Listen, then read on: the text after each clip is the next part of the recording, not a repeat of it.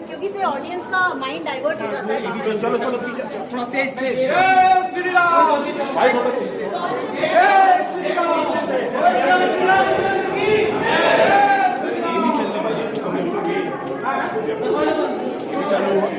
भाई थोड़ा सा ओके।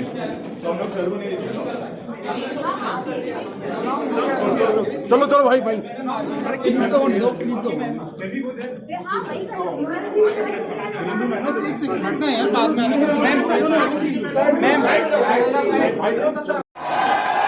जोरदार तालियों के बीच मनोज मुंतशिर शुक्ला जी का स्वागत करेंगे यहाँ पर।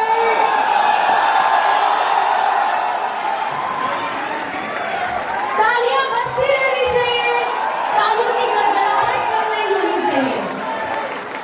बहुत बहुत बहुत बहुत स्वागत।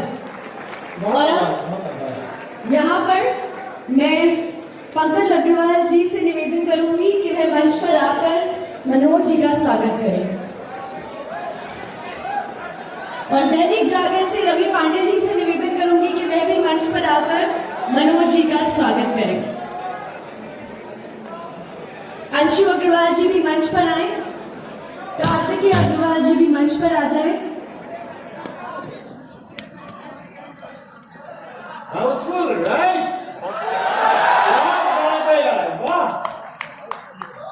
बहुत बातें कर रही हैं आपसे, एक बार स्वागत करवा लूं ये भी जरूरी है। Thank you very much. Hi नमस्ते, हाउ आर यू? लेकिन जय श्री राम के नारे के साथ मनोज मुंतशिर का स्वागत करिए और इतनी जोरदार नारा होना चाहिए कि अयोध्या तक पहुंच जाए। जय श्री राम, जय श्री राम, जय श्री राम।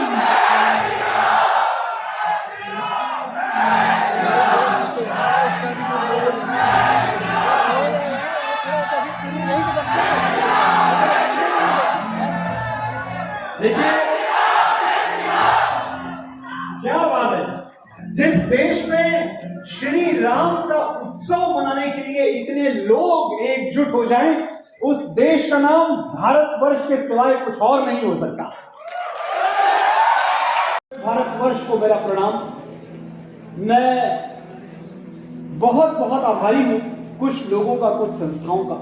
सबसे पहले जागरण को बहुत बहुत आभार, जो मुझे इस लायक समझा के इतने बड़े सब्जेक्ट पे, जिसको आप पढ़ना शुरू करें, समझना शुरू करें तो जीवन निकल जाए। एक पढ़ना नहीं समझ सकते आप श्री राम का, उस पे इन्होंने मुझे इस लायक समझा कि आओ थोड़ा बोल लो। बहुत आभार जागरण। ये संस्था जीएल बजाज इंस्टीट्यूट, बहुत बहुत आभारी हूं आपका, जो आपने मुझे ये मंच दिया और इतने अच्छे बच्चे दिए सुनने के लिए, इतने बढ़िया स्टूडेंट। मेरे बड़े भाई अनंत विजय जी, अनंत जी कहां बैठे हैं? बड़ी हिम्मत बनाते रहे आप जहां भी हैं मेरी जी। अनंत विजय जी ये मेरे भाई हैं, मेरे बड़े भाई हैं, राम तत्व के ज्ञाता हैं, लेकिन कभी इस तरह से अपने आप को प्रस्तुत नहीं करते, चुपचाप बैकड्रॉप में छुपे रहते हैं। ये अलग बात कि खामोश खड़े रहते हैं, फिर भी जो लोग बड़े हैं वो बड़े रहते हैं। साथियों, ये जो तारीफों भरी तालियां बजाकर आपने मेरा स्वागत किया, इसके लिए बहुत बहुत आभार। लेकिन एक डिस्क्लेमर डालना मैं बहुत जरूरी समझता हूं कि शब्द और वाणी दोनों मां शारदा की देन है। इसमें लिखने वाले का, बोलने वाले का कोई बहुत बड़ा रोल नहीं होता, मेरी कोई बहुत बड़ी भूमिका नहीं है। मेरे शब्दों में उजाला तभी तक है जब तक वहां से करंट आता है। तारीफों के लायक ना शोहरत का हकदार हूं, सारी बिजली उसकी है, मैं तो केवल तार हूं।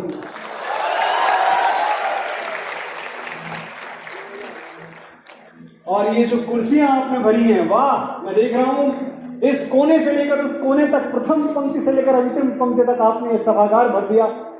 ये भरी हुई कुर्सियां देख के आज मुझे वही खुशी हो रही है जो 7,500 वर्ष पहले अपनी भरी हुई गोद देख के मां कौशल्या को हुई होगी।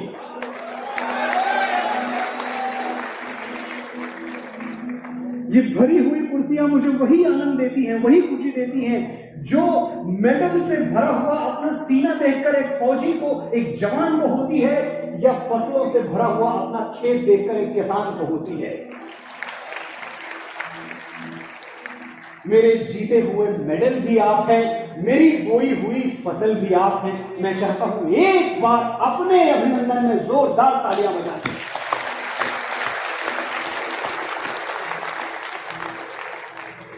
साथियों, ये तो हम सबको पता ही है कि जहां भी श्री राम का यशगान हो रहा होता है, वहां किसी न किसी कोने में, किसी न किसी आसन में कोई न कोई रूप लेकर बजरंग बली विराजमान होते हैं। तो यहां भी कहीं न कहीं तो बजरंग बली बैठे होंगे, उनको हमारा प्रणाम।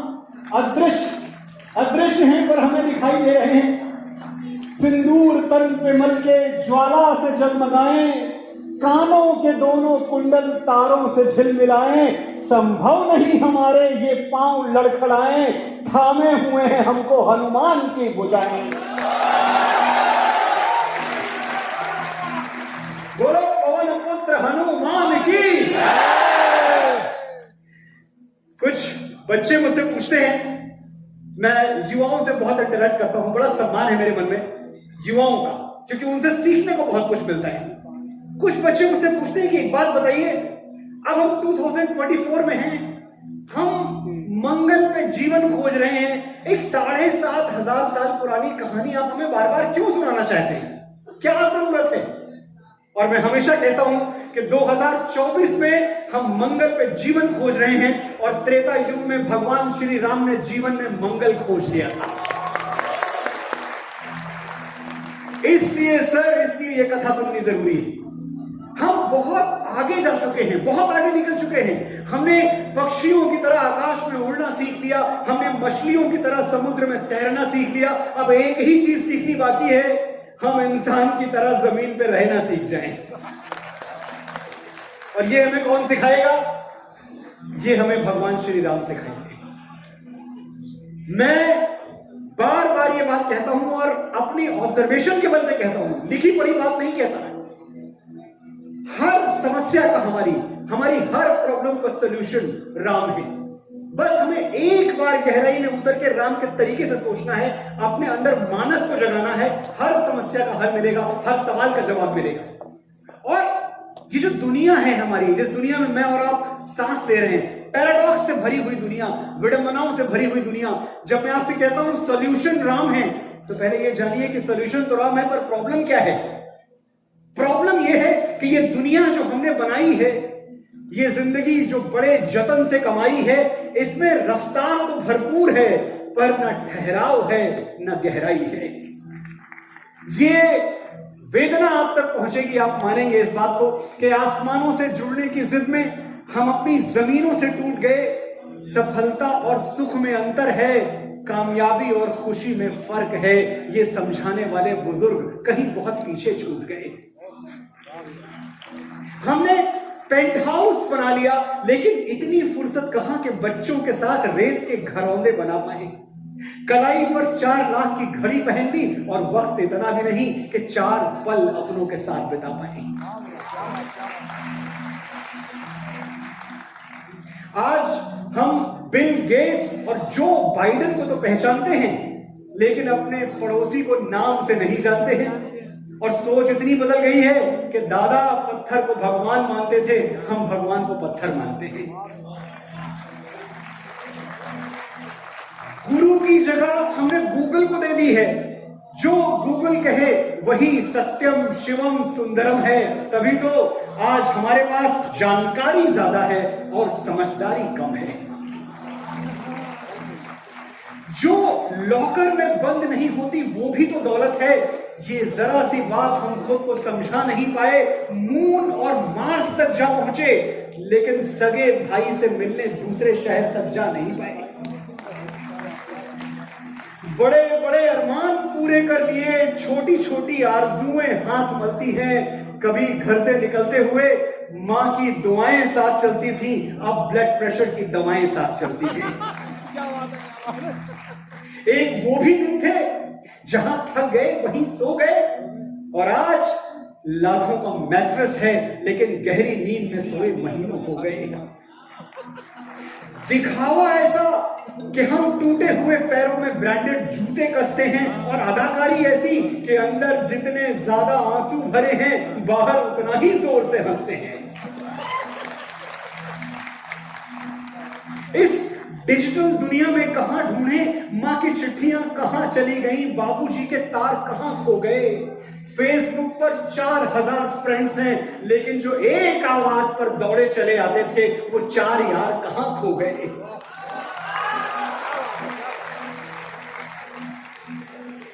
ये दुनिया जो हमने बनाई है, ये जिंदगी जो बड़े जतन से कमाई है, इसमें जितना शोर है उतना ही सन्नाटा, जितनी भीड़ है उतनी ही तन्हाई है। एक वजूद 1000 टुकड़ों में बंट गया, दिल कहीं है, दिमाग कहीं, होश कहीं है। जब हमारे पास कुछ नहीं था तो सब कुछ था, और आज सब कुछ है पर कुछ नहीं है। श्री राम के आदर्श प्रेमी साथियों, एक देश के रूप में, एक समाज के रूप में, एक परिवार के रूप में अगर हमें अपने फुल पोटेंशियल को टच करना है, अगर हमें अपना सर्वश्रेष्ठ देना है, तो आज भी इस 2024 में भी हमारे पास श्री राम से बड़ा कोई मॉडल नहीं है और राम कथा से बड़ा कोई फॉर्मूला नहीं है। एक आपको रिकैप देता हूं। ऐसा नहीं है कि यहां जितने लोग, मेरे बड़े भाई प्रभात जी बैठे हुए हैं, मेरे प्रकाशक प्रभात पब्लिकेशंस, एक बार तालियां बजाई, उन्होंने मेरी अगली किताब छापी है जो मेरी नस-नस में है। आभार प्रभात जी। ऐसा नहीं है कि मैं आपको राम के बारे में बताऊंगा तो आप जानेंगे, राम आपके अंदर विराजमान है। आप उससे बेहतर अपने राम को जानते हैं। मेरा राम तो मेरा है व्यक्तिगत, जो आपका राम है उसके बारे में मैं क्या बताऊंगा। लेकिन एक रिकैप देना चाहता हूं मैं। कौन है राम? राम वो पुत्र हैं जो पिता की एक बात पर सिंहासन त्याग कर वनवासी हो जाते हैं। राम वो पति हैं जो सिंदूर की सौगंध निभाने के लिए भालुओं और वानरों की सेना लेकर इस संसार के सबसे शक्तिशाली असुर से टकरा जाते हैं। राम वो भाई हैं जो मूर्छित पड़े लक्ष्मण के सिरहाने बैठकर मृत्यु को चुनौती दे देते हैं। आज या तो मेरा अनुज आंखें खोलेगा या मैं भी आंखें मूंद के हमेशा के लिए यही बगल में सो जाऊंगा। राम वो राजा हैं जिनके नाम पर हमारे देश में राम राज्य की अवधारणा है। मोहनदास करमचंद गांधी जैसा महान व्यक्तित्व राम राज्य का स्वप्न देखता था। हमारे संविधान में राम का चित्र अंकित है, उनकी छवि अंकित है। और राम वो राष्ट्र भक्त हैं जो अपने बाहुबल से जीती हुई लंका को ठोकर मार देते हैं, क्योंकि मातृभूमि बुला रही थी, अयोध्या बुला रही थी। अपनी स्वर्णमयी लंका नमे लक्ष्मण रोचते, जननी जन्मभूमिश्च स्वर्गादपि गरीयसी। जननी और जन्मभूमि, मां और मातृभूमि से बढ़ के कुछ नहीं होता लक्ष्मण, श्री राम ने कहा था। अच्छा, ये बात तब भी सही थी, ये बात आज भी सही है कि मां और मातृभूमि से बढ़ के। मेरी थोड़ी आवाज बढ़ाओगे क्या? मुझे लग रहा है कम है। शुभम परफेक्ट है, ऑलराइट। आप सबको पीछे तक आवाज आ रही है? फिर सही है। जननी जन्मभूमिश्च स्वर्गादपि गरीयसी, मां और मातृभूमि से बढ़ के कुछ नहीं होता। देखिए, पिछले कुछ दिनों में एक बहुत बढ़िया परिवर्तन आया है हम सब के अंदर, और खास तौर से हमारे युवाओं के अंदर। आपने हमें बदला है, और बदला क्या है? हम भारत माता की जय तो हमेशा बोलते थे, लेकिन अब हमने अपने शब्दों को अपनी सोच में उतार लिया है और अपनी सोच को अपने आचरण में उतार लिया है। नाउ व्हेन वी से भारत माता की जय, वी एक्चुअली मीन इट। अब हम नारेबाजी में नहीं बोलते, अब हम जिंगोस्टिक तरीके से नहीं बोलते कि भाई जयकारा लगाने लगा दो। अब हम मीन करते हैं, हमारी अंतरात्मा से आवाज आती है भारत माता की जय। अब हमारे लिए सेल्फ रेस्पेक्ट का मतलब है भारत का रेस्पेक्ट। अब हमारे लिए स्वाभिमान का मतलब है हमारे भारत का स्वाभिमान। देखिए, थोड़े दिनों पहले क्या हुआ, मालदीव एक छोटे से देश में हमारी भारत माता के बारे में, हमारी भारतीयता के बारे में कुछ छींटाकशी की, कुछ टिप्पणी की। थोड़े दिनों पहले तक शायद कोई रिएक्शन, मालदीव का हुक्का पानी बंद कर दिया 24 घंटे के अंदर। भारत माता की जय बोलवाऊं, मैं सब बोलेंगे, बात खत्म करता हूं मैं अपनी। 24 घंटे नहीं लगे, उनकी टूरिज्म इंडस्ट्री को हम घुटनों पे ले आए, उनके पर्यटन पे हमने अलीगढ़ वाला ताला मार दिया, ताला। क्योंकि भैया देखो, हम भारतवासी लोग तो बड़े अच्छे हैं, हम बड़े भोले भाले हैं, बड़े सीधे साधे हैं, हर साल करोड़ों अरबों डॉलर तुम्हारे टूरिज्म को दे रहे हैं, लेकिन हमारे देश के बारे में कुछ तुमने बोल दिया, हमको बर्दाश्त नहीं होगा। बाकी सब ठीक है, एक ही चीज हम नहीं सह सकते और वो ये है कि हमारे देश के बारे में कुछ गलत कहा जाए। ऐ भारत मां, तेरी माटी तेरा आदेश पहले। ऐ भारत मां, तेरी माटी तेरा आदेश पहले, दुनिया के सारे सुख पीछे हैं, मेरा देश पहले।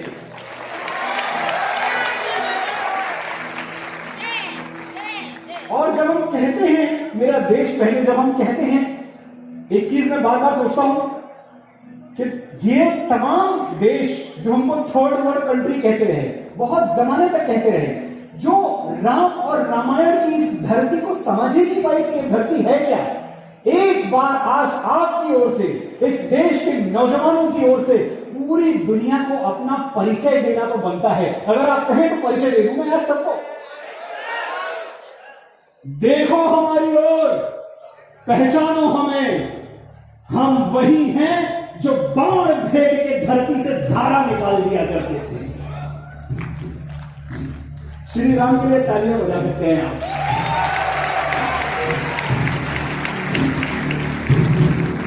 देखो हमारी ओर, पहचानो हमें, हम वही हैं जो बाण फेंक के धरती से धारा निकाल दिया करते थे, एक उंगली पे गोवर्धन उठा लिया करते थे। हम ही थे वो दिलेर जो चक्रव्यूह में वापस लौटने की विद्या सीखे बगैर गए, और वो भी हम ही थे जिनके फेंके हुए पत्थर पानी में तैर गए थे। हम मारना भी जानते हैं और बचाना भी।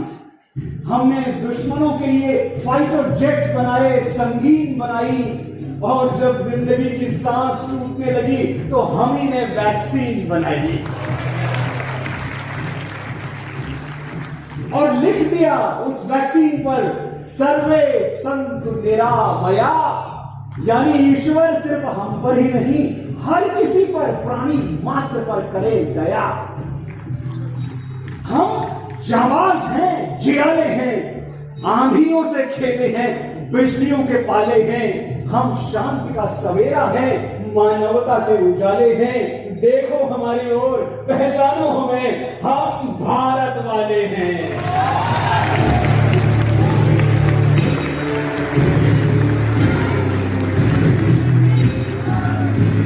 भारत माता की वंदे वंदे वंदे। और जब मैं कहता हूं हम भारत वाले हैं तो बड़े गर्व से कहता हूं कि हम भारत वाले हैं, क्योंकि आज मैं और आप लॉर्ड माउंटबेटन के इंडिया में नहीं, मोहनदास करमचंद गांधी के भारत में जी रहे हैं। ये बहुत बड़ी चीज है। भारत का पर्यायवाची इंडिया नहीं है मेरे दोस्तों, भारत का पर्यायवाची है राम, श्री राम। सिनोनिम, आप एक बार भारतीयता की अवधारणा पढ़ें, एक तरफ आप मानस पढ़ें, आपको लगेगा एक ही बात हो रही है। भारत की बात करें तो राम की बात हो रही है, राम की बात करें तो भारत की बात हो रही है, कोई अंतर ही नहीं। और इस भ्रांति में मत रहिएगा, इस गलतफहमी में मत रहिएगा कि भारत में ही सिर्फ राम को पूजा जाता है और इसके बाहर राम का कोई अस्तित्व, कोई वजूद नहीं है। अगर आप मेरी तरफ ट्रैवल करते हैं तो आपको पता है कि कण कण में राम है। इस दुनिया का सबसे बड़ा इस्लामिक देश कौन सा है? पढ़े लिखे लोग बैठे हुए। इंडोनेशिया। इंडोनेशिया इस दुनिया का सबसे बड़ा इस्लामिक देश है। वहां साल के 30 दिन, एक महीने, क्या अद्भुत रामलीला होती है। देखने वाले देखते रह जाए। बाली की रामलीला बहुतों ने देखी होगी। इंडोनेशिया की जो ऑफिशियल एयरलाइन है उसका नाम क्या है? गरुड़ एयरलाइंस। भगवान विष्णु का वाहन। थाईलैंड बगल में है। थाईलैंड में जो राजधानी है उनकी, उसको क्या कहा जाता है? अयोध्या। थाईलैंड की राजधानी को अयोध्या। जनरल नॉलेज आपको पता है, मैं फिर भी आपको दोहरा के याद दिला रहा हूं। थाईलैंड की राजधानी को अयोध्या कहा जाता है और वहां के राजा को रामा कहा जाता है। Rama the 4th, Rama the 5th, Rama the 6th, आजकल रामा द 10th का रूल चल रहा है वहां। कभी आपने अगर थाई एयरवेज से ट्रेवल किया हो तो आप देखेंगे कि जो उनकी कुर्सियां होती हैं, सीट्स होती हैं बिजनेस क्लास या इकोनॉमी क्लास की, उन पे राम कथा के चित्र बने होते हैं। और मैं बताऊं आपको एक और इस्लामिक देश मलेशिया, ज्यादा दूर नहीं है, मलेशिया का जो नेवी चीफ है उसको लक्ष्मण कहा जाता है। मेरे भाइयों बहनों, लक्ष्मण कहते हैं। लेकिन ट्रेजेडी ये है, विडंबना ये है, त्रासदी ये है कि पूरी दुनिया ने हमारे राम को अपना लिया और हमें बहुत समय लग गया राम को अपनाने में, हमने बहुत टाइम लगा दिया। कई ने 14 वर्ष का वनवास दिया था राम को, हमने 500 साल उन्हें निर्वासित रखा, निष्कासित रखा। लेकिन मैं सोचता हूं जब मैं आज यहां श्री राम के जयकारे सुन रहा हूं तो मुझे लग रहा है ठीक है, टाइम गुजर गया, वो दिन कुछ और था, ये दिन कुछ और है। सोया हुआ सनातन चैतन्य है, सजग है, वो वक्त कुछ अलग था, ये वक्त कुछ अलग है।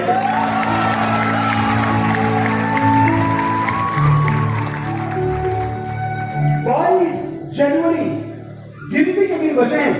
22 जनवरी को हमारे भारतवर्ष में फिर राम राज्य आने वाला है। लेकिन हमें भूलना नहीं चाहिए कि 22 जनवरी का सूर्य बलिदानों के आकाश पर जगमगाएगा। कुछ याद उन्हें भी कर लो जो लौट के घर ना आए। ये 22 जनवरी की तारीख खुद ब खुद चल के हमारे कैलेंडर पर नहीं आई है, हमने बलिदानों के बल पे कमाई है साथियों। पता नहीं कितनी सुहागिनों के मांग उजड़ गए, पता नहीं कितनी बहनों की राखियां भाई की कलाई को तरसती रह गई, पता नहीं कितने पिताओं ने अपने जवान बेटों की जलती हुई चिताएं देखी हैं, तब जाके हमें ये दिन देखना नसीब हुआ है।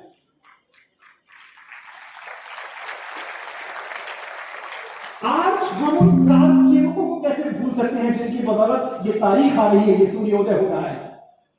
एक से एक धर्म ध्वजा वाहक, एक से एक महापुरुष जिन्होंने हमारे मन में राम मंदिर बनाने की चेतना जगा दी, हमारे मन में राम मंदिर बनाने का निश्चय जीवित कर दिया। और जब ये दिन आया, ये शुभ दिन आया, तो ये दिन देखने के लिए स्वयं जीवित नहीं बचे। आज मैं आपकी तरफ से अपनी सूरज नहीं बन सकती, फिर से भगवत ध्वज लेके, फिर से श्री राम की पताका लेके आना कि मंदिर बनाएंगे। आसान था, मजाक है।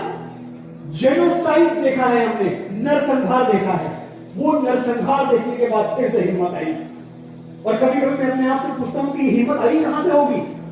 फिर मुझे लगता है कोई आकाशवाणी हुई होगी, भगवान श्री राम कहीं से बोले होंगे, कार सेवकों की धमनियों में कंपन हुआ होगा, रक्त खोला होगा। और मेरी कल्पना है क्या बोला होगा उस दिन भगवान श्री राम ने 6 दिसंबर 92 को अपने भक्तों से, अपने कार सेवकों से, वही जो रावण से अंतिम युद्ध लड़ने जाते हुए उन्होंने अपनी सेना से कहा था, साथियों जिस प्रण के लिए हमने जंगल, पर्वत और सागर लागे, उसे पूरा करने का समय आ गया है। हमारे सामने सेना बहुत बड़ी है, उनके पास कुबेर की संपदा है, 100 हाथियों के बल वाले राक्षस हैं, रक्त के प्यासे विष बाण हैं, सत्ता की मायावी शक्तियां हैं। और हमारे पास सिर्फ एक विश्वास है कि हम सत्य के लिए लड़ रहे हैं और सत्य परेशान हो सकता है, पराजित नहीं हो सकता।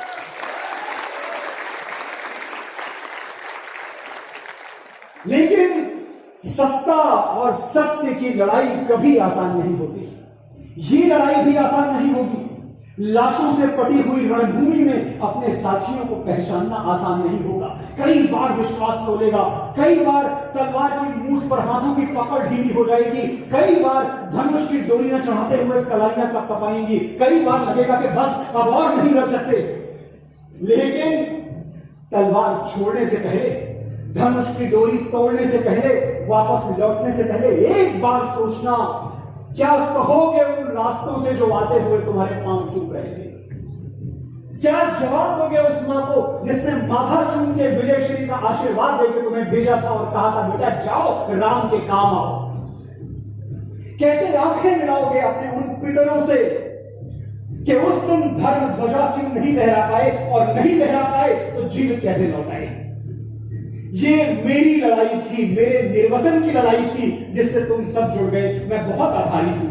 लेकिन आज मेरे लिए मत लड़ना, उस दिन के लिए लड़ना जब आज से हजारों वर्षों बाद तुम्हारी कहानियां सुनाकर माए बेटों को बड़ा करेंगे। उस उस दिन के लिए लड़ना जब मां भारती के आंचल पर हाथ डालने से पहले दुराचारी तुम्हारा पौरुष याद करके थर्रा उठेगा। उस दिन के लिए लड़ना जब इतिहास में तुम्हारा नाम पढ़कर सम्मान से सर झुक जाएंगे। मेरे लिए मत लड़ना, मर्यादा के लिए लड़ना। लड़ोगे तो आगे बढ़ो और गाड़ दो अहंकार की छाती में विजय का भगवान ध्वज। हर हर महादेव, हर हर महादेव। और जब राम ने ललकारा, जब राम की वाणी का कंपन धमनियों में महसूस हुआ, तो फिर क्या हुआ उस दिन? क्या बतलाएं नस नस में उस दिन क्या ज्वाला दहकी थी, पूर्वजों के पुण्य से कैसे धरा अवध की महकी थी।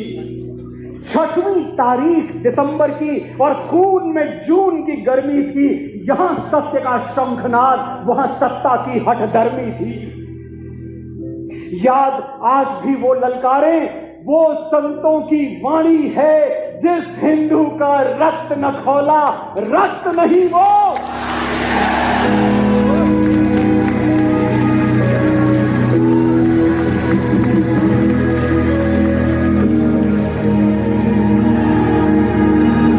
जय श्री राम, जय जय श्री राम। याद आज भी वो ललकारे, वो संतों की वाणी है, जिस हिंदू का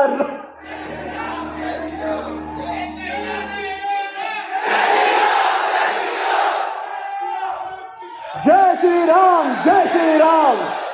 एक ही नारा, एक ही नाम। इन नामों पर कब मैंने अत्याचार किए? पंडित अटल बिहारी वाजपेयी स्वर से पूछ रहे हैं। गोपाल राम के नामों पर कब मैंने अत्याचार किए? कब दुनिया को हिंदू करने घर घर में नरसंहार किए? कोई बतलाए काबुल में जाकर कितनी मस्जिद तोड़ी? भूभाग नहीं, शत शत मानव के हृदय जीतने का निश्चय। हिंदू तन मन, हिंदू जीवन, रग रग हिंदू मेरा परिचय।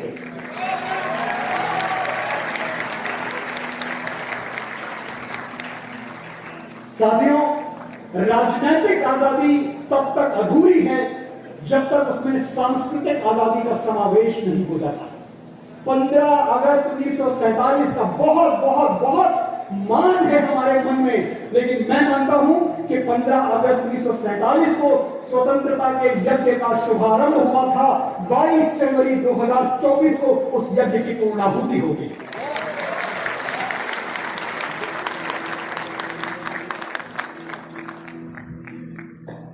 बहुत बहुत बोल लिया मैंने। और अगर मैं रिकॉर्ड देखूं तो पहली बार एक पिटीशन में याचिका दायर की गई कि जो विवादित स्थल है वहां राम जन्मभूमि है और वहां राम मंदिर बनाने की परमिशन दी जाए। कोर्ट में 1885 में 2019 में माननीय सुप्रीम कोर्ट ने पहली बार हमने कहा कि हाँ ठीक है, सच है, वो राम जन्मभूमि है, किसी आबर बाबर डाबर गाजर की मस्जिद नहीं है।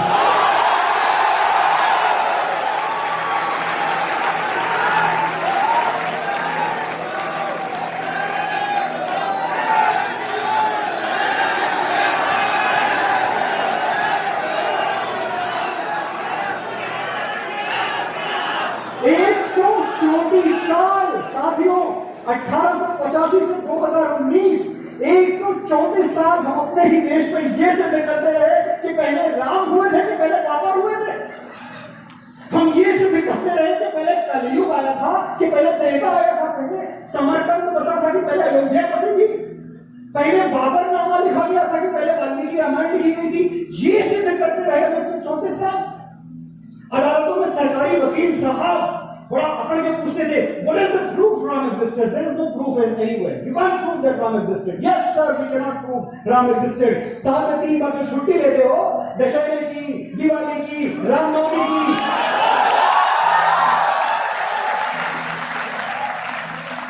मुफ्त की छुट्टी लेकर घर बैठकर मूंगफली उटकते हो और राम कभी हुए ही नहीं थे। हमारे प्रधानमंत्री जी ठीक ही कहते भैया, हिपोक्रेसी की भी सीमा होती।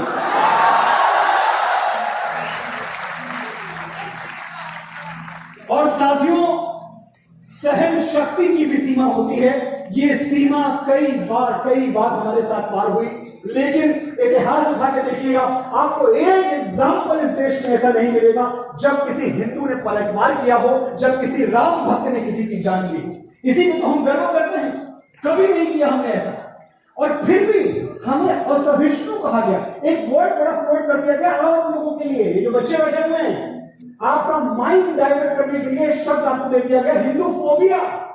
बड़ा नया वर्ड है हिंदू फोबिया का मतलब क्या है? अरे हिंदुओं से डरो, हिंदू डराते हैं। भैया हिंदू किसी को नहीं डराता, ये अलग बात है कि हिंदू किसी से डरता भी नहीं।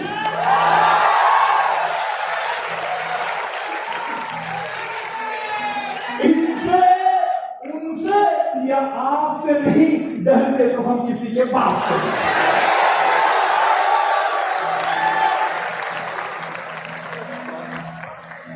साथियों, बहुत समय दिया आपने मुझे, बहुत वक्त दे दिया। मैं सिर्फ जाते जाते आपसे एक बात कहना चाहता हूं कि ऐसी मेरी भावना है कि राम ने शांति का मार्ग दिखाया है, हम उसी पे चलेंगे। सर्वे भवन्तु सुखिनः, सर्वे सन्तु निरामया। सबके दुख दर्द में हम लोग दुखी होते हैं, कोई जागे तो कहां चैन से हम सोते हैं। सबके दुख दर्द में हम लोग दुखी होते हैं, कोई जागे तो कहां चैन से हम सोते हैं। ठेस जिसको भी लगे टूटते तो हम ही हैं, सारी सृष्टि के लिए अपने नयन रोते हैं। आज उत्तर प्रदेश में खड़े होके, श्री राम के राज्य में खड़े होके हिंदुत्व की परिभाषा दे रहा हूं, नोट कर लिया जाए, जिसमें गिरती हैं सभी नदियां वो सिंधु हैं हम। जिसमें सबके दिमाग में परिभाषा याद रहनी चाहिए आज के बाद, जिसमें गिरती हैं सभी नदियां वो सिंधु हैं हम, सारी दुनिया को वतन कहते हैं, हिंदू हैं हम। जय श्री राम, जय श्री राम, जय श्री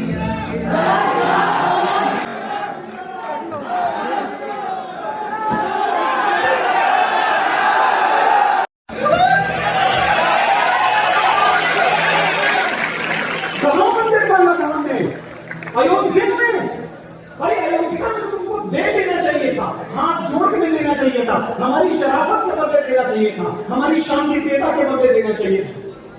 हम सदैव से शांति प्रिय रहे हैं, इतना ध्यान रखे, इस बात का मान रख के दे देना चाहिए था। जीते हो किसी ने देश तो क्या, हमने तो दिलों को जीता है। जहां राम अभी तक है नर में, नारी में अभी तक सीता है। वो देश